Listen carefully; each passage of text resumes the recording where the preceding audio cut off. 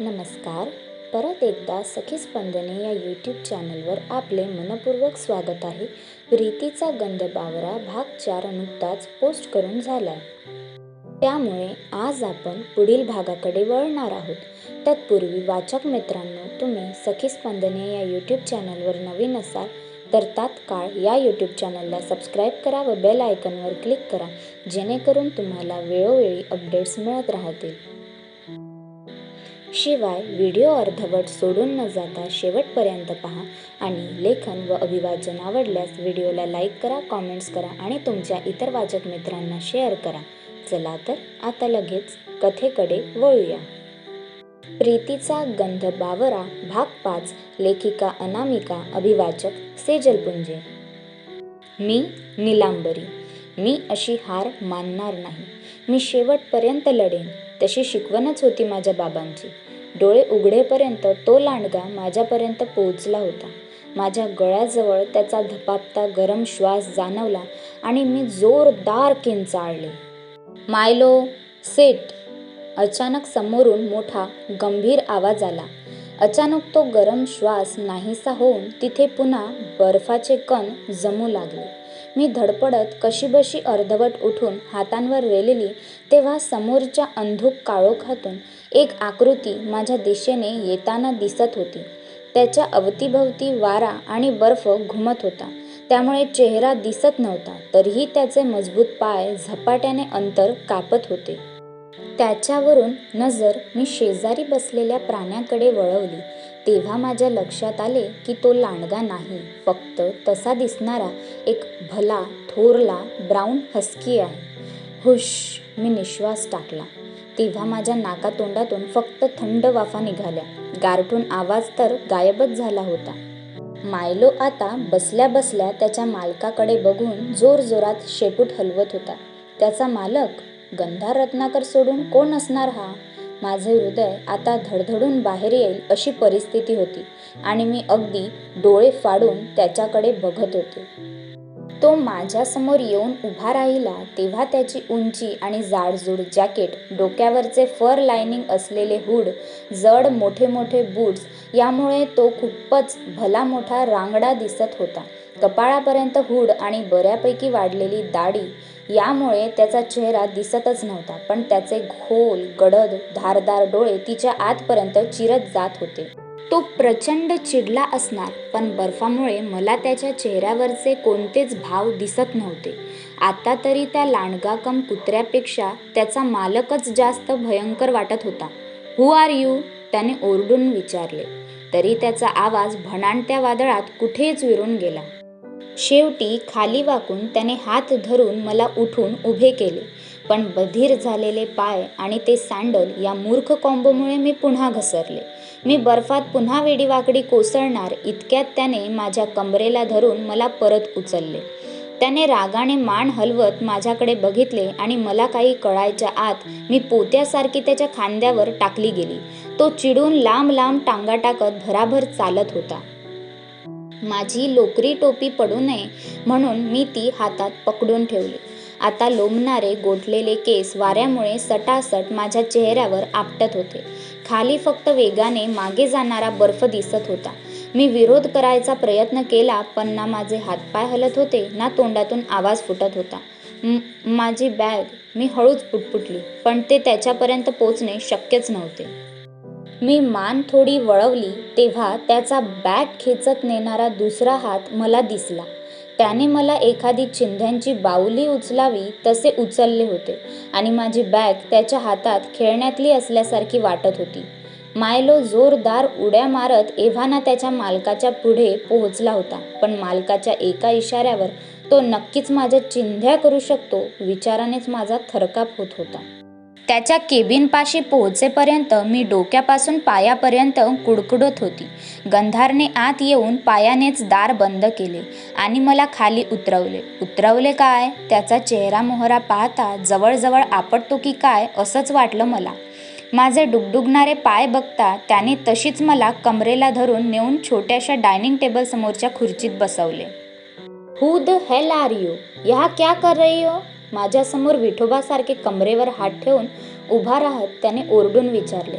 मी बोलायला तोंड उघडले, पण थंडीने माझे दात एकमेकांवर आपटत होते. घशातून शब्द फुटत नव्हता. केबिनमधल्या गरम हवेने माझे गोठलेले केस वितळून पाण्याचे ओघळ अंगावर वाहत होते. ओले त्याने सपाट चिकटलेले केस पुन्हा त्यांचा गोल गोल कर्ली आकार धारण करत होते. नशिबाने कोपऱ्यातल्या फायरप्लेसमुळे आत तरी थंडी अजिबात नव्हती. ही केबिन सुंदरच होती. बाहेरून लाकडी रस्टिक लुक असला तरी आतले भरलेले बुकशेल्फ्स, जाड लोकरी हँडमेड रग्स आणि लाकडी मजबूत फर्निचर बघून मला खूपच आश्चर्य वाटलं होतं. क्या करने आई हो यहाँ? त्याने पुन्हा वाकून माझ्या चेहऱ्यासमोर येत विचारले. My name. I don't care what your name is. ओरडून आता राग सहन होत नसल्यासारखा तो एक जुनाट गॅस शेगडी ठेवलेल्या ओट्याकडे गेला आणि एका किटलीत पाणी तापत ठेवले. मी पांढऱ्या पडून सुरकुतलेल्या हातांची घट्ट घडी घालून स्वतःलाच सावरत होती. एखाद्या घाणेरड्या वस्तूकडे पाहावं तसं आठ्या पाडून तो माझ्याकडे बघत होता. गिले कपडे चेंज कर लो, तो हळू आवाजात गुरगुरत म्हणाला. माझे कपडे तिथल्या वातावरणाला सुटेबल नव्हते हे सांगण्याची गरज नव्हती. मी काल त्याच्या आईला भेटल्यापासून माझं आयुष्य म्हणजे एक रोलर कोस्टर राईड झाली होती. रात्री उशिराच्या फ्लाईटवर आश्चर्यकारकरित्या मिळालेले बुकिंग, शिमल्याला येणे, तिथून दिवसभर प्रवास करून काळोख पडताना इथे पोहोचणे, या सगळ्या गडबडीत मी जरी 2-3 पातळ स्वेटर आणि टीज पॅक केलेले असले तरी ते मुंबईच्या नसलेल्या थंडीलाच सुटेबल होते. मी थरथरत्या हातांनी झिप उघडून ओले जॅकेट आणि चिंब भिजलेला माझा नवा स्कार्फ काढून ठेवला. गोठलेल्या हातांनी मला सँडलचे बक्कल उघडता येत नव्हते. शेवटी तो येऊन गुडघ्यावर बसला आणि बक्कल उघडून त्याने सँडल्स काढले. ते मऊ होण्यासाठी फायरप्लेस समोर ठेवून तो आत निघून गेला. काही वेळात पुन्हा बाहेर येऊन माझ्यासमोर लोकरीचे जाड सॉक्स धरले. मी देखील काही न बोलता ते घेऊन पायात घातले.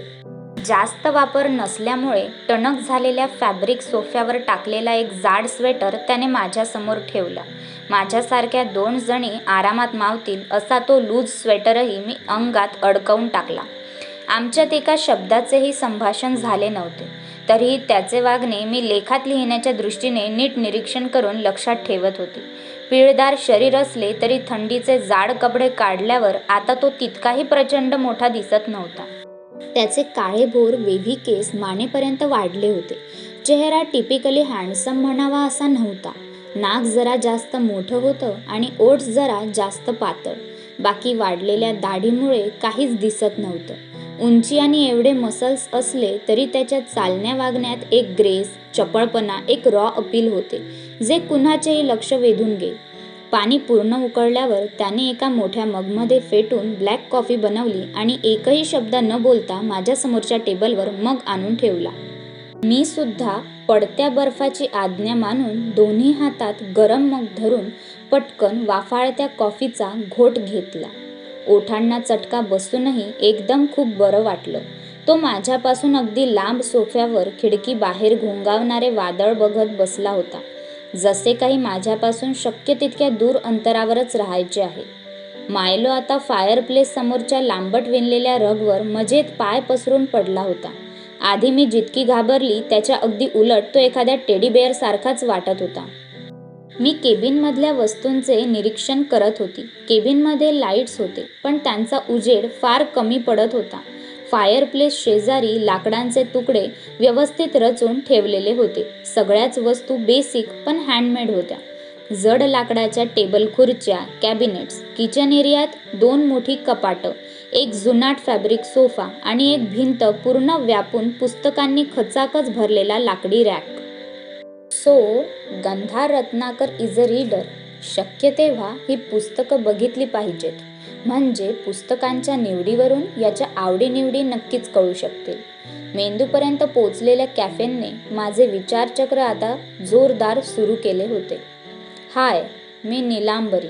काहीतरी सुरुवात करायला हवी म्हणून मीच बोलू लागले. मी स्वतःहून पुढाकार घेतल्यावर कदाचित तो उत्तर देईल अशी आशा होती. नीलांबरी बोरकर. तो जराही हलला नाही. माझ्याकडे दुर्लक्ष करून तो तसाच बाहेर बघत राहिला. गरमागरम कॉफीमुळे आता माझ्या जीवात जीव आला होता. अर्धा झालेला मग घेऊन मी उठले आणि सरळ त्याच्या सोफ्याच्या दुसऱ्या टोकाला जाऊन बसली. इथे फायरप्लेसची मस्त उबदार हवा होती. न सांगता आल्याबद्दल आय एम रिअली सॉरी, मी त्याच्याकडे बघून म्हणाले. कोणी आणलं तुला? तो माझ्याकडे न बघताच रागाने म्हणाला. कबीर, तो तुम्हाला कॉल करत होता पण कितीला विकत घेतलं त्याला? माझं बोलणं मध्येच तोडत तो म्हणाला. वेल, अजून तरी मी त्याला पैसे दिलेले नाहीत. तो उद्या मला परत न्यायला येईल, त्यानंतर बघू. तो नाक फुगवून हसला. त्याला नक्की काय म्हणायचं आहे तेच मला नेमकं कळत नव्हतं. तो काहीच बोलत नाही असे बघून मी पुन्हा इंटेरियरचं निरीक्षण करू लागले. अचानक माझं लक्ष कोपऱ्यातल्या लहान टेबल खुर्चीकडे गेले. तिथे एक लॅपटॉप, लहानसे स्पीकर्स आणि एक छोटेसे रेडिओसारखे काहीतरी सेटअप करून ठेवलेले होते. ओ, जर याचा ईमेल ॲड्रेस मिळाला असता तर मी मेलवरच इंटरव्ह्यू घ्यायला कन्व्हिन्स करू शकले असते. किंवा नसते. मी डोळे बंद करून विचार करत होते. हे घर छान आहे, सगळ्या सोयी आहेत, लॅपटॉप पण आहे. पण मला आश्चर्य नाही वाटलं, कारण तुम्ही पब्लिशरबरोबर कॉन्टॅक्ट ईमेल थ्रूच करत होतात हे मला पक्के माहिती आहे. तरीही हा माणूस एक शब्द बोलत नाहीये. हा असा एकतर्फी संवाद काही उपयोगाचा नाही. I read your book. मी प्रयत्न सोडला नाही. नॉन फिक्शन असलं तरी माझ्यासारख्या कधी शहराबाहेर न राहिलेल्या लोकांसाठी त्या गोष्टी फिक्शनलच आहेत. I just got lost in it. खूप सुंदर लिहिलंय. तुम्ही वाचकांना ते त्या अनोळखी जागी घडणाऱ्या, आधी कधीही न जगलेल्या गोष्टीचा भाग असल्यासारखं वाटायला लावता. हे खरंच ग्रेट स्किल आहे. माझ्या वडिलांनी माझ्या खूप आधी वाचलंय ते पुस्तक. ते तर फार फॅन झालेत तुमचे. सेल्फ इस्टीम खूप महिने बेस्ट सेलर लिस्टवर आहे, हे माहितीच असेल ना तुम्हाला? आपण एकटेच खूप वेळ बडबडतोय याची मला अचानक जाणीव झाली आणि तोंड बंद केले. थोडा वेळ त्याचं लक्ष नाही बघून वेडीवाकडी तोंड करून त्याला चिडवूनही दाखवले. आता पुढे काय म्हणून डोकं खाजवून मी पुन्हा बोलू लागले. थँक गॉड तुम्ही मला अगदी वेळेवर वाचवलं. नाहीतर माझं काही खरं नव्हतं. तरीही आजूबाजूला सगळं शांतच होतं. खरं तर कबीर इथे तुम्हाला भेटून मला सोडून जाणार होता, पण अचानक बर्फ सुरू झाल्यामुळे त्याला गडबडीत निघावं लागलं. रस्ते बंद होण्याआधी त्याला सांगलीला पोचायचं होतं. सांगला, त्याने दुरुस्ती केली. अरे हो, सांगला, सॉरी. समोरून काही प्रतिसाद नसताना अशी खोटी खोटी उत्साही बडबड करणं फार टफ होत होतं. तुम्हाला नक्की उत्सुकता असेल ना की मी तुम्हाला शोधून कसं काढलं? मी आता टेक्निक बदललं. असे प्रश्न विचारून तरी उत्तर मिळेल अशी आशा होती. शांतता. क्रमशः. पुढील भागात काय झाले या प्रश्नाचे उत्तर हवे असेल तर सखी स्पंदने चॅनलला सबस्क्राईब करा.